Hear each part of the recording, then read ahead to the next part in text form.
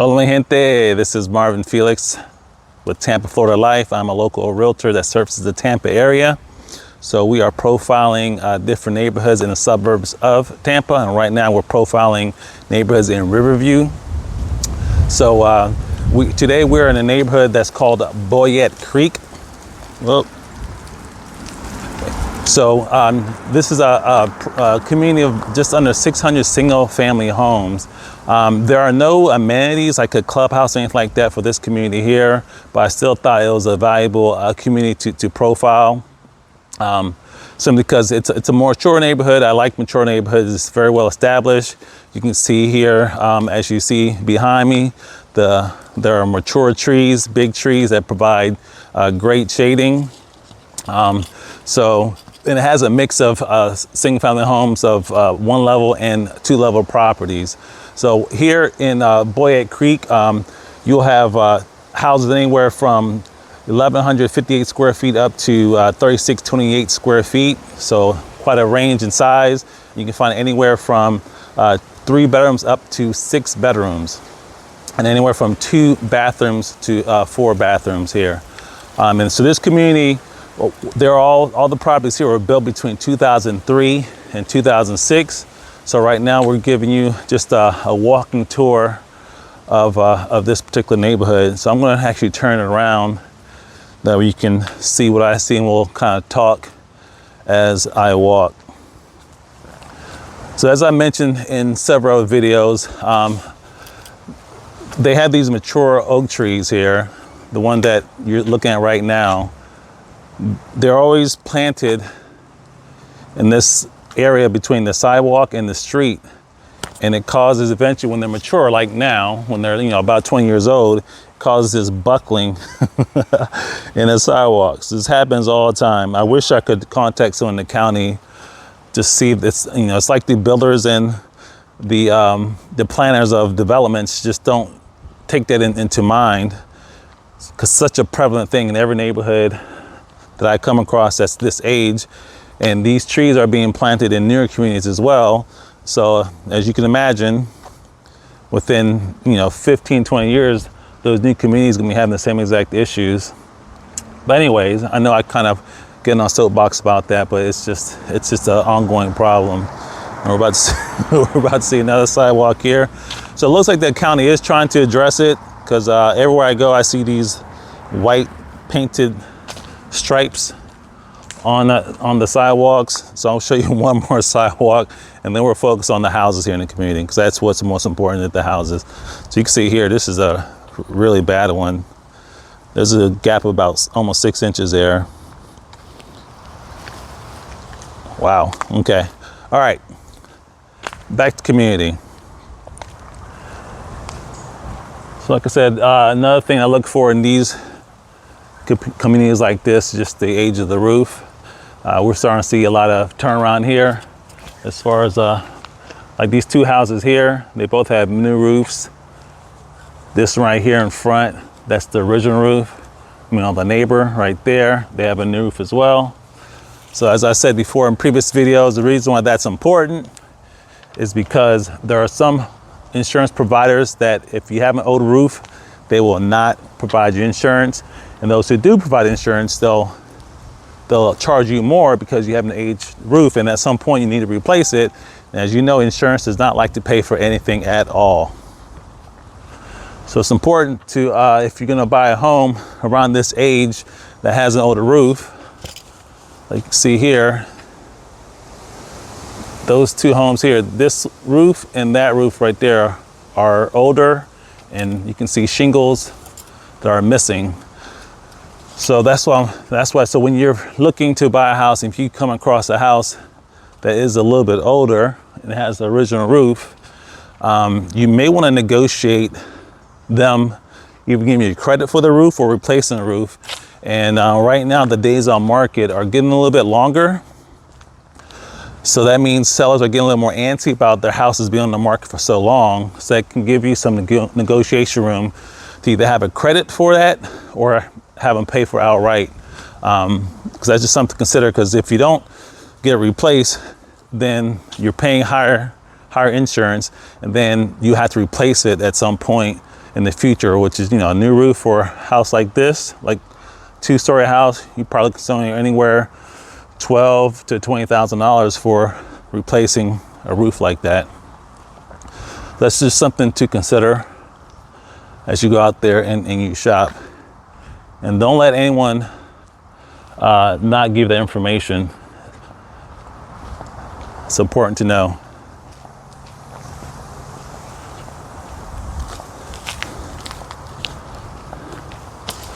Yeah, there's a lot of buckling in these sidewalks here. And the unfortunate thing, I don't know, as me as a buyer, the aesthetics do mean something.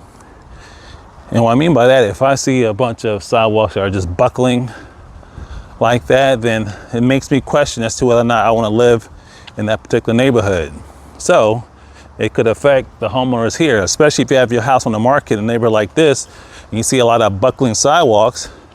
It could cause your home to be on the market longer for something you have absolutely no control over. So just make note of that when you're looking to buy in a neighborhood like this.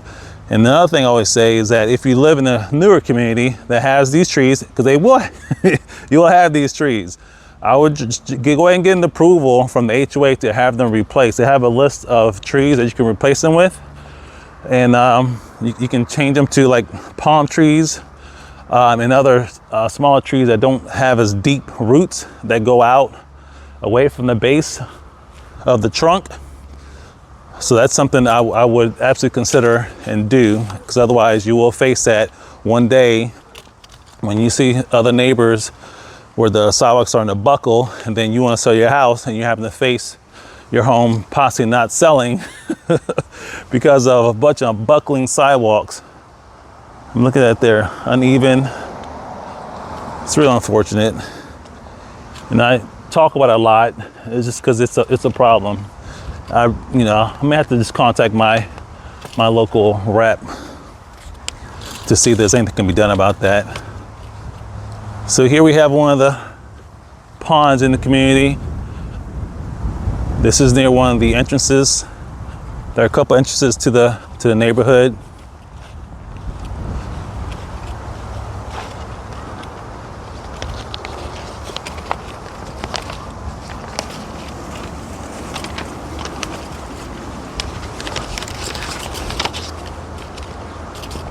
It's not the prettiest pond in the world, but it is a water feature.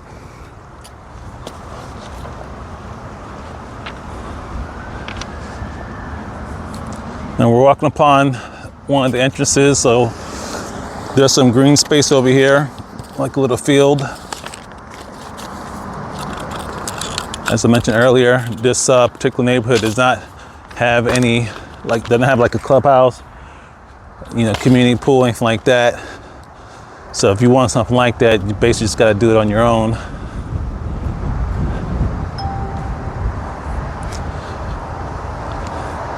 So that's one of the entrances there along the main boulevard. This area here where you can play, walk your dog. There are several stations where you can grab a poop bag. So here's some funny. No fishing, swimming, or feeding wildlife. You can see this pond here is dry as can be. So you can't fish here or feed the wildlife. The one across the street has some water in it, so you can see some ducks in it. But you can see that the water level is extremely low.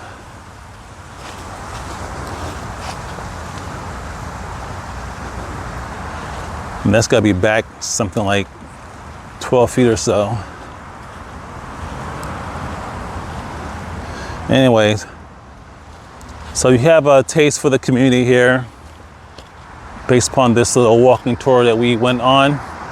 So I'll go ahead and share with you some of the market activity here within the community. So right now in Boyette Creek, we have 4 houses on the market for sale. The smallest one is a 4-bedroom, 3-bath. It's 1,893 square feet. It's been on market for about 12 days, so not too long. And the largest one we have is a 5-bed, 3-bath, 3,555 square feet. So that's a pretty big house. They're asking $495,000. So that's a lot of house for that price. They've been on the market for 55 days. So that tells me you probably get that for a little bit less if you negotiate it down. In this community here in Boyette Creek, we have 2 properties currently under contract, meaning that the seller was presented with an offer and they accepted the offer, and now they're going through the contingencies. Some contingencies you can expect to see: home inspection, appraisal, financing, HOA, review HOA docs. So we have 2 pending, like I mentioned. One is a 4-bed, 3-bath house, 2,250 square feet. They're asking $415,000. They got an offer in 3 days. So that's super fast. The other house is a 4-bed, 4-bath house, 3,004 square feet. They're asking $469,000, and they got an offer in 8 days. So that tells you that this is a quick moving community, and really makes you, at least as a realtor, as I look at numbers, you have 2 homes that went on the contract in 8 days and 3 days, and then the 4 active ones, they've been on the market between 12 days and 55 days. So something is off there. So more likely that those sellers may have to make a reduction once it gets beyond what the other houses in the community are selling for, as far as the number of days it's on the market before they have an acceptable offer, or an offer they're willing to accept, I should say. So here in the community in Boyette Creek, we have 19 homes that have sold, so just over 1 per month on average. The smallest one is a 3-bedroom, 2-bath, 1,158 square feet. They're asking $308,000, and they sold for $310,000. So they got $2,000 more than their asking price, and they got that in 1 day. And yep, 1 day. And then the largest one is a 5-bedroom, 3-bath house, 3,266 square feet. They're asking $465,000, and they sold it for $465,000. And it took them a while to get a contract. It took them 191 days before it went on the contract. So that is the market here in Boyette Creek. If you have any questions at all, certainly feel free to give me a call. You find my information at the bottom in the description section. Make sure that you like and subscribe to the page. And if you want to set up a consultation with me, do so at the link to the calendar. You'll find it in the descriptions. It's under calendly.com/Marvin Felix. All right, mi gente. Let me know. Make it a great day.